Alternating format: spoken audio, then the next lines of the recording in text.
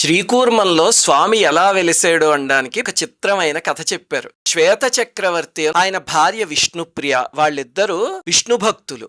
ఆ ప్రాంతంలో కరువు వచ్చి నీళ్లు ఒక చుక్క కూడా లేకపోతే నేను ఏకాదశి వ్రతం చేస్తాను ప్రజల కోసము 9 రోజుల పాటు బ్రహ్మచర్య దీక్షలో ఉంటాను అని చెప్పి వనిత మండలం అనే ఊరు వెళ్ళిపోయారట. అది ఆడవాళ్లు మాత్రమే సంచరించే ప్రదేశం. 8 రోజులు దీక్షగా చేశాక రాజుకి కామప్రేరణ కలిగి 8వ రోజు రాత్రి ఎలాగైనా ఆవిడ్ని కలవాలని చెప్పి ఆ ఊరు బయట బస చేసి, పాపం ఆవిడికి అది పరీక్ష, స్వామి నువ్వే అనుగ్రహించాలి అని వేడుకుంటే వాళ్ళిద్దరూ ఉన్న ప్రదేశాల మధ్యలో ఒక వెదురు పొద నుంచి పెద్ద నీటి ధార వస్తే ఆ రాజుకి భయం వేసి గురువు దగ్గరికి పరిగెట్టారు. గురువు కూర్మ మంత్రాన్ని ఉపదేశిస్తే ఆ మంత్రంతో తపస్సు చేస్తే స్వామి అక్కడ ప్రత్యక్షమయ్యాడు. ఆవిడ అనుకున్న నీళ్లు కూడా రాజ్యానికి దక్కే. ఇప్పటికి కూడా మీరు గూగుల్ మ్యాప్ కి వెళ్లి చూస్తే కనుక ఈ వనిత మండలానికి రాజున్న ప్రదేశానికి మధ్యలో ఒక నది ప్రవహిస్తూ ఉంటుంది.